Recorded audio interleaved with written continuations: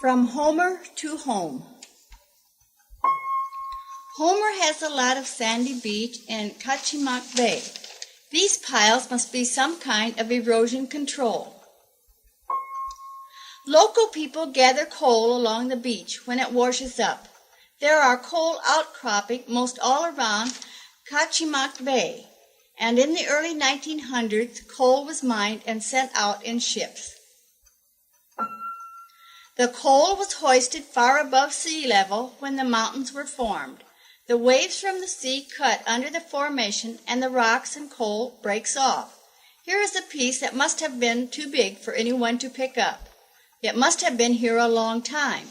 It looks like the waves have smoothed the edges. Mining ceased about 1920. Now we find tourists and campers. There are 400 million tons of coal estimated in this area. More campers along the spit. Driftwood, and across the bay you see the mountains. At the end of the spit, which is as far south as the road goes in Alaska, is a little campground. Looks like the tractors might have parked over the 48-hour limit. There was also a store with lots of old lanterns and other frontier supplies. More buildings and seafood plants at the end of the 5-mile spit. There is a ferry terminal here and considerable fishing. There seem to be camping and boating all along the beach. Homer is known as the Shangri-La of Alaska, and temperature here seldom falls below 0 or goes above 80. They still don't have many taverns in Alaska. They have saloons, though.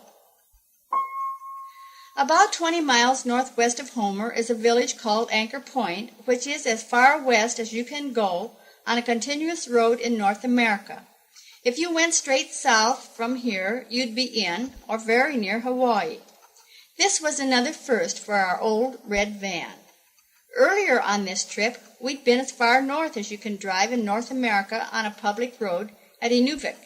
And several years back, we drove to the end of the Florida Keys, which is about as far south as you can drive in the USA. The soil around and north of Homer is very fertile. There were beautiful flowers and lush crops. This flowering tree looked almost like some we had seen in the tropics. When we saw a sign that said, Agricultural Experiment Station this way, we turned off and wound around the countryside until we came to this place with some farm buildings. They had some machinery and some nice cattle. Mostly they were experimenting with forage crops. Don't know what the school bus was for. It doesn't seem to be easy to get the hay dry. They stack them to help the bales dry out. The manager said they have big problems fencing their cattle because a big long-legged moose doesn't see very well and just walk through fences, tearing them all apart. On the way back to the highway, we stopped to visit this fellow who had an outstanding garden. Such cabbages. It was really a garden to be proud of.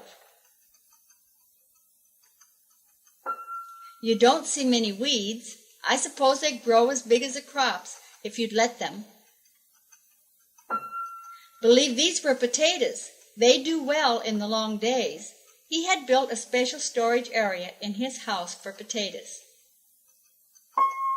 I'm not sure about the crop, maybe corn and beans, but they grow lush and tall. We noticed the mailboxes were right on the road.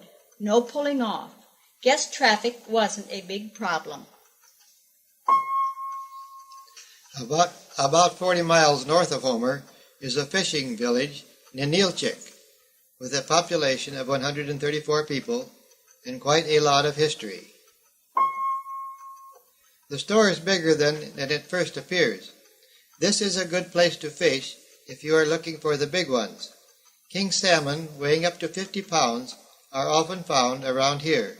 The record is an 87-pound one. If you want to, you can go around to the back just for the halibut. There is a white Russian Orthodox church on the ridge behind the town that is still used.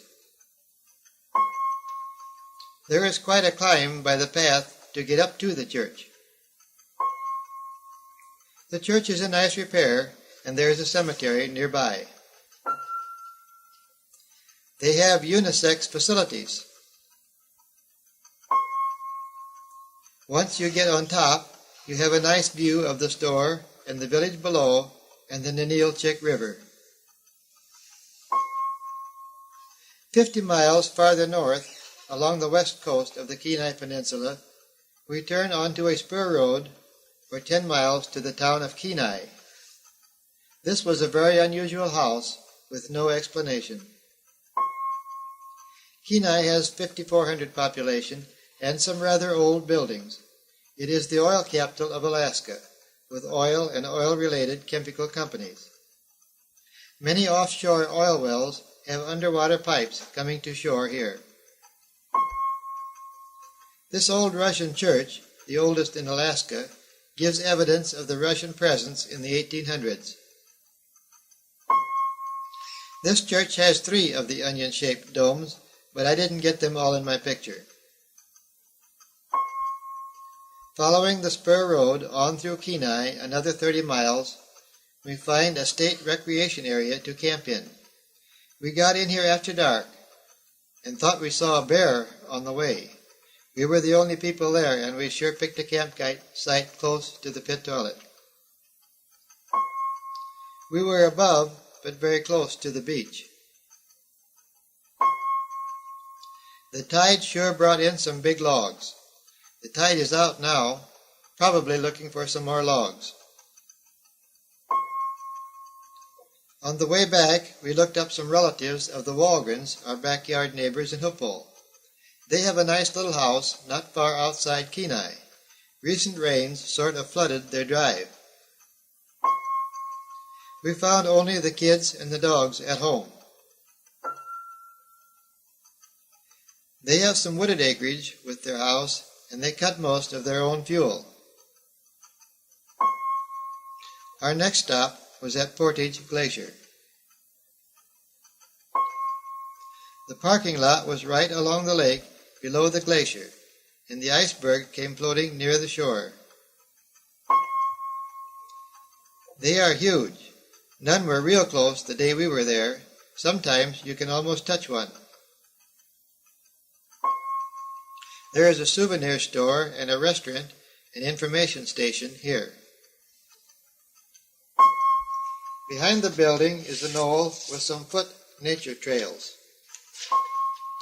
Signs on the trails explain the vegetation along the path. Some very severe storms with high winds come up this valley along the Turnagain Arm. Notice the pine trees are stripped of limbs on the upwind side. We look again at the Portage Glacier icebergs. Then we say goodbye as we head for Anchorage. The road and railroad ran along cliffs on the north side of the Turnagain Arm. This is a tidal basin running east from Cook Inlet almost to Prince William Sound. Tour buses run from Anchorage to Portage with a stop at the Alasiki Ski Resort about 40 miles southeast of Anchorage. Some of the vegetation in the Chuka National Forest. Looking out over tidelands from the road along Turnagain Arm. This valley is mostly dry land at low tide and sea at high tide. About the middle of the arm is sometimes subject to board tide.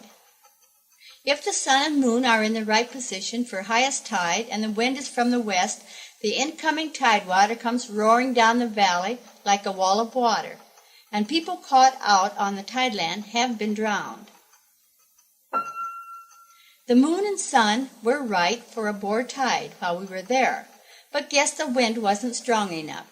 We waited and waited, along with quite a few other tourists. We saw some bored people, but no board tide. Back in Anchorage for the second time this trip, we found a place to stay. It was more of an overnight parking place than a campground. Parking was close, but they had a laundromat and shower. There were some local workers living permanently in their campers here. The wood box-like railings at the back covered the water pipes and a heat tape. Some workers were finding better housing and selling their trailers. We got in touch with my cousin, Bill Countryman, and his family. He took us out and showed us how to pan gold. He found some too. Guess you have to know where to look. We tried a couple of other places on the way home, but no luck. He also showed us some acreage he bought a while back, and now they have surveyed it for a subdivision. He is putting on his backpack. He also took along some markers so he could mark the survey stakes. They have a rural delivery mail at their house in Anchorage. Only a short distance behind his house is a lake that is base for a lot of seaplanes. Along one side of the lake is a strip where the planes can land on wheels. This one can land either place. Notice the propeller on this one. I'm not sure if they were trying to make the plane quieter or more efficient. Seaplane owners lease a dock along the lake shore. I didn't see any hangars. They are all out in the open. Some folks build a little shed for their supplies, and some have a gas tank and pumps. This is a typical seaplane dock. If you want to lease a place to keep your plane on this lake, you'd probably have to wait several years to get it. There is a long waiting list. You can get a plane right away, though. Planes that spend their lives outside also get overhauled outside. I'd suppose in Alaska they would have fancy heated hangars to work in. Instead, the van just pulls up and the mechanics get out their tools. This plane is getting its annual inspection. They have rigged some nice homemade hoists to work on the planes. They also have hoists. They can also hoist the seaplanes out of the lake if necessary. They have some more specialized equipment too. If you can't fly them out, you can always haul it out. Super Cubs are good for Alaska flying, from short strips and small bodies of water. It'd be a little bit hard to steal this one, wouldn't it? High-winged models seem to make the best float planes. As we leave Anchorage, we head for home on the Glen Highway. We get a last glimpse of the Matanuska Glacier. Also, the lake in the valley below. We'd been over this road before, some of it 3 times, but it is still a pretty drive. At Glenallen, we visited a rather large Central Alaska mission station. Here is a chapel and the service wing. I'm not sure about the use of all the buildings, but I think this was a clinic or hospital. They also had an ambulance. There were several different personnel housing structures. We stopped at the place hoping to talk to a flying missionary named Paul Backlund, who had spoken at an OMS meeting in Geneseo. More housing. We did get to talk to him for a short time. He told me some wealthy person had given them a new used plane to help in their work in Alaska. When we got home, we heard that the missionary we talked to had been lost in a plane shortly after we left. This might be the headquarters office building. This looks like the radio station used to broadcast missionary programs and also to coordinate the missionary work. I don't know if the maintenance department services the planes or just the land vehicles. The whole mission complex had a pretty mountainside setting. About halfway between Glenallen and Tok is a trading post. They had vehicles to run out into the bush for hunting or exploring trips. Another tank-like vehicle. There seemed to be a platform to ride on top of this one. This smaller car looks like it could go over some bad roads. At Tok, we got back on the Alaska Highway heading for home. Tok is almost as far north and inland as Fairbanks, and on August 20th, we are already seeing signs of fall. We were told there had already been some frost in this part of Alaska, and the leaves are turning here. Doesn't this look like October in Illinois? Remember, August 20th was the date. The red fireweed we have been watching all summer is even more fiery after frost. We'll get a little closer. And closer. Here is just one plant. We also found one of these little Alaska cotton plants here. As fall comes, we see some new snow on the mountain tops. Residents say it is interesting to see the snow here move farther down the mountain as the fall season progresses. We are leaving Alaska. Most of the drive from Tok, Alaska to Haines, Alaska is on Canadian roads. Notice the cleared border line between Alaska and Canada. We found a rain-soaked campground near a lake. About sundown, the weather began to clear out, and the clouds over the mountains became quite pretty. It was very windy and cold the night we were here. Notice the rough water on the lake. The campground had a generator for electricity, and we really appreciated our electric heater. The next morning, the weather was sunny, and the campground between the mountains and the lake was beautiful. Many muddy miles later, we are back in Alaska at Haines. We found it was fair time in Haines, and there was a big parade. Notice most people have warm clothes on here, too. Maybe these are supposed to scare the kids. This car has two fronts and two steering wheels and can go either direction. Couple of bears.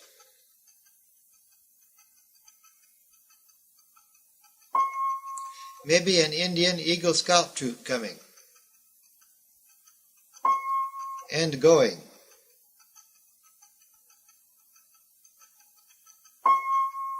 Here is a new organization in Alaska.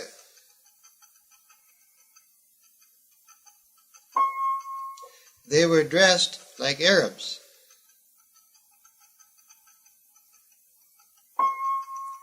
They had a theme song, too, something about how the world loves people with oil.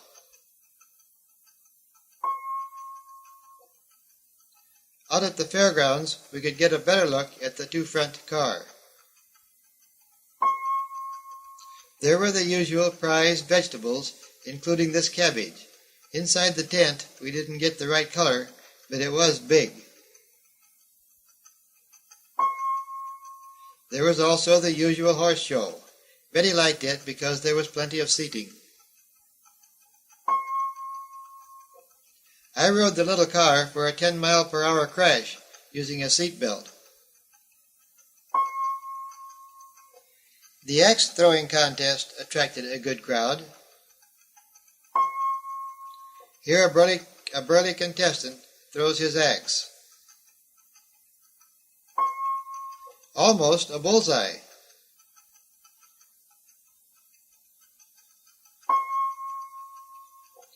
Two-man saws were team contests. They sawed against the clock.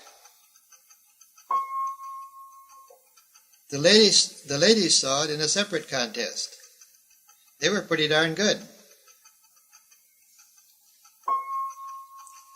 The ladies also had a rolling pin throwing contest. I'm glad they weren't throwing at me. This was the most fun to watch. A long pole was anchored at one end by putting it over a log and under the track of a crawler tractor. The contestant must walk up the pole to the end. This fellow fell off before he even got to the end. You must carry a chainsaw and start it when you get to the end of the pole. Then you must saw off a little piece of the pole. The pole was very springy and would swing up and down and sideways as you walked up, and when you sawed off the piece, the log usually lurched. Many fell off just when they finished sawing. To win, though, you must walk back down the pole carrying your saw. Entertainment tents offer some seating. Notice the variety of clothes.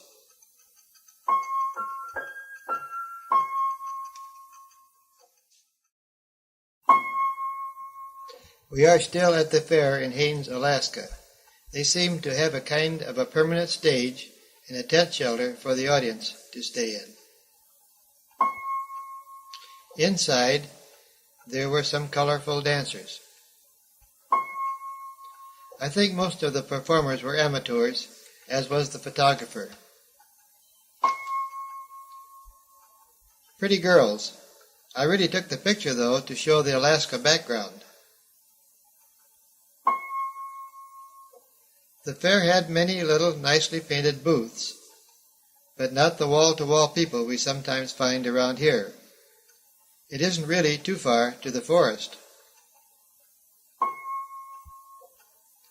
The Chilkoot Indians were the original natives in the Haines area, and the city park is called the New Chilkoot Park, where we found this old totem pole. The park had lots of historical material. Evenings, they had an Indian stage show. It was sort of a pageant portraying historical events in Indian folklore.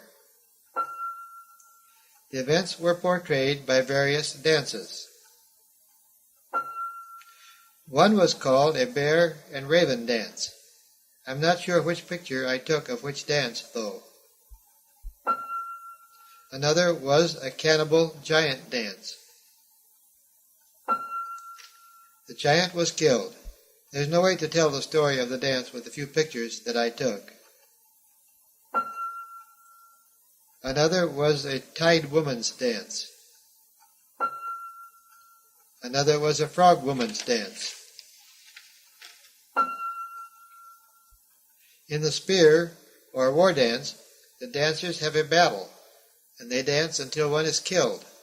Then the losers flee, and the winners decapitate their victim. Many of the dancers are college students earning some money for school. The elaborate costumes and the masks were the most interesting part to us. When you drive to Haines, you must turn around and go up 150 miles back up the same road to get out, or take a boat. It was a big one, and the scenery over the sides was great. Haines to Skagway is less than 2 hours by boat. It would be a long, hard day's drive by highway. Skagway means home of the north wind in local Indian dialect, and this is the end of the inland ferry route. Main Street has been and is still being restored to its turn-of-the-century appearance, when thousands of gold seekers came here by boat and headed for the Klondike overland.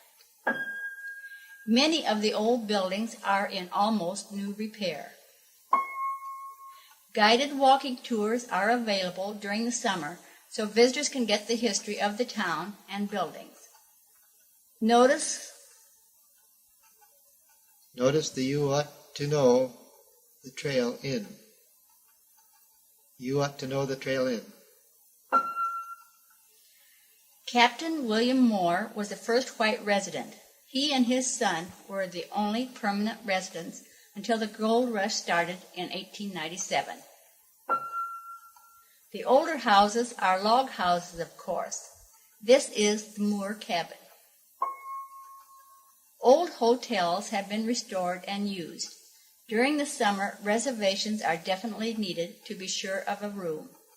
The tour guide was a college student on her summer job. The horse really adds to the atmosphere here in front of the Arctic Brotherhood building. There are about 900 residents in Skagway, and many quarters are more practical than beautiful. Another store on the gravel street. I thought this truck looked practical. It wouldn't catch the wind like a rooftop carrier. More restoration work in progress. When you get off Main Street, the roads and buildings are better. A fairly new and modern church with south windows for light and maybe some solar heat. Another church under construction. I think it was Mormon. It was being built by a volunteer crew from the States that came up on a work crusade. There were some ladies on the crew doing the meal preparation. The church was built with pre-cut logs shipped from Washington State. Most lumber in port cities in Alaska comes from Washington. Shipping must be cheap. The logs were piled and numbered, and putting them together was a little like a giant tinker toy. Never saw a house like this. I'm not sure if it was designed that way or if the owner kept adding wings. There were some very nice places. Isn't that pretty with the flowering trees and the snow-capped mountains? I take a last look down Main Street. A log apartment house. There was still a daily train north from Skagway from the baggage sitting out. There will be some passengers. It looks like they have a nice engine and a variety of cars. Until 1978, there was no road to Skagway. People say this ride on the railroad is still more scenic than the highway. By 1983, when some of the mining along the road was stopped, the railroad stopped the daily run. The little museum had just gotten a stuffed bear, and the workmen were setting him up. Sure was a big one. Skagway hit a population of 20,000 during the gold rush, and saloons, gambling houses, and dance halls flourished. The floor shows featured gals and strippers. Your entry ticket entitled you to some play money to gamble with. Here one of the girls picks a fellow from the audience to help her. Soapy Smith, a one-man dialogue about the gambling frontier days. He was different, and we liked him. This is the whole crew. We'll recommend the show if you get to Skagway. Our road north from Skagway joined the Alaska Highway at Jake's Corner, and then we turned south about 60 miles on the spur road to Atlin, where there was a lot of mining. Population is 350. These huge piles of rock have been pushed around, mostly in a quest for gold.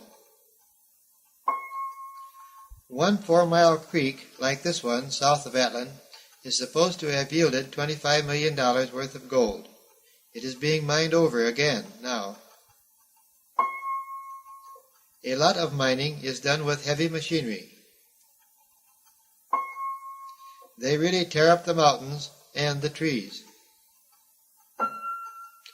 They work in some pretty rough terrain.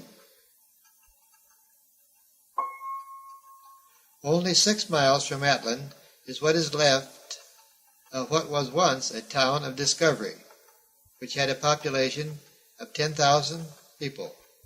Now it is down to 2. Another gold mining operation. You can see where the sluice box tailings were washing down the creek. It looks like a big operation way back there. Miners live in trailers with some shacks for tools close to their operation. These fellows are tearing out the timber, and the ecologists were worried about building the Alaska pipeline. What will the wildlife live on here? Speaking of wildlife, maybe this would be a good time to look at the pictures we bought. This one is a polar bear. They call the walrus the monarch of the Arctic. The moose calves are twins. I couldn't find out how common twins are among moose. The sly old fox seems to be able to survive almost anywhere. The Alaskan bald eagle is fairly plentiful. They have plenty of rock and gravel to build roads. With all these people out looking for gold with their big equipment, Betty thought it should be a good place to try out her new gold pan. I dug up the mud and Betty washed it out. No gold today. About 20 miles south of Atlin, we came to this little lake on a grassy area and a sign that said Hot Springs. We walked over, and sure enough, although it was a crisp day, the water was very warm. Hot showers are scarce in this country, so we put on our swimming suits and took a bath, soap and all. Here we are drying our towels on the van screen. They call this a grotto. A small creek flows out of what looks like solid rock. There is a scenic picnic area here, and we turn around and retrace our route back to the Alaska Highway. Several places along the road were these little survival stations, with wood and matches and some canned food. Almost back to Atlin. The name means Big Lake. We stop at this old cemetery, which has monuments for Fritz Miller and Kenny McLaren, who discovered gold in the area in 1898. This interesting building in the town of Atlin was kind of a mental health clinic called the Atlin Holistic Health Center. We found one spot where they were doing some farming. Along the road, we keep seeing more sights of fall. Should be signs. The roadside was pretty, but we are glad we are headed south and toward home. We follow the Alaska Highway almost to Watson Lake, where we turn off on the newly opened Cashier Highway. About half of the 85 miles to Cashier are paved, like this. Cashier is a town of 3,500 people, owned by the nearby asbestos mine. Here we see a store building. Stores are owned and operated by the mine. View from downtown Cashier. We thought the buildings on the right might be some kind of a barracks for single workers. In the back we see some of the mine buildings, and behind that the huge tailings pile, with the conveyor running up to the top. Another view of the mining complex and the tailing conveyor up the pile of tailings. In the back, you can see 2 of the tram cars that bring the ore down from the open pit mine in the mountains.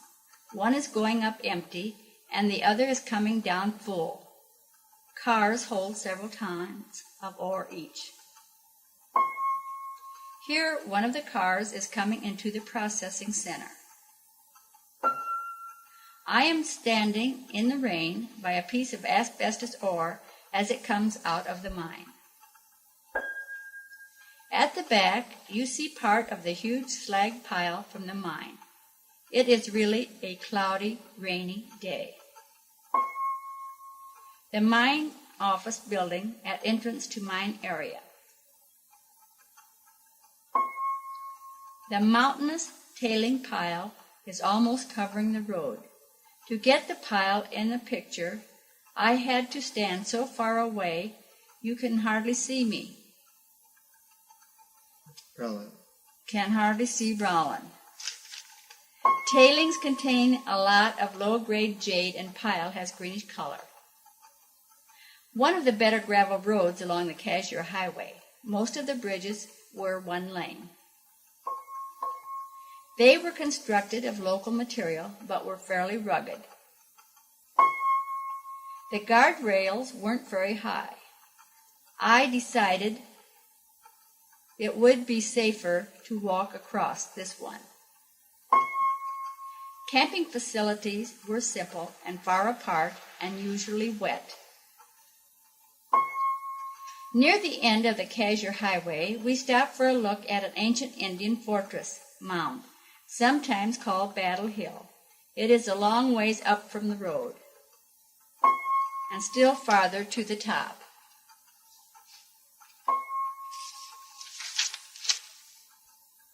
As we approach Hazelton, named for the abundant hazelnut bushes, we come to the Indian village, Kisan. There are totem poles all over the place. Some are very old. Some are being restored. They are pretty big when you stand beside one. This one was so big, we had to take a picture of the top and another picture of the bottom. There was a nice church and a more modern education center beside an old stone prayer tower. Some of the old restored log buildings are still used. Some of the modern buildings with fancy decorations are used to display and sell Indian crafts. They also put on historical pageants here during the tourist season. Local Indians do the work, but they aren't too ambitious. Some didn't show up the day we were there, so no pageant. And what do you know, glory be, a campground with electricity. Want to buy it? We started to wash the van. Not many gravel roads from now on. On the blacktop road to St. George, we spotted a wheat field. It had been harvested, but no preparation for replanting yet. Maybe it was spring wheat. This field was irrigated. They used the type with the pipes going through the big wheels that can roll across the field. The drive down the Fraser River Canyon was one of the most beautiful of our trip. Here we stopped at a pull-off area to watch some rafters.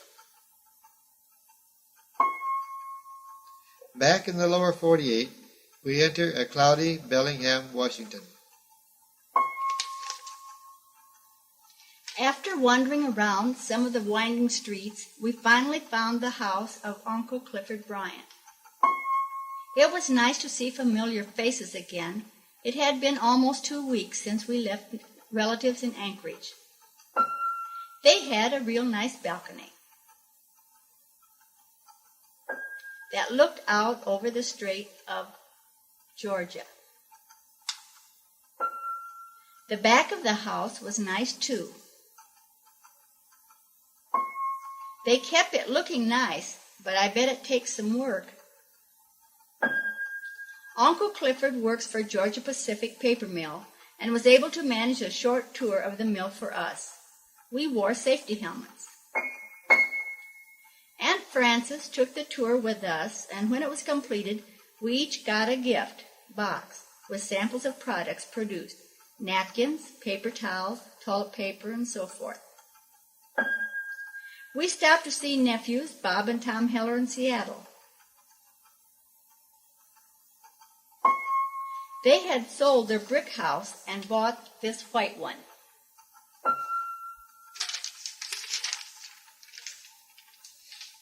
We had a pretty drive through the orchards of eastern Washington. We took a look at Grand Coulee Dam. Also looked inside. We enjoyed the beautiful scenery around the dam.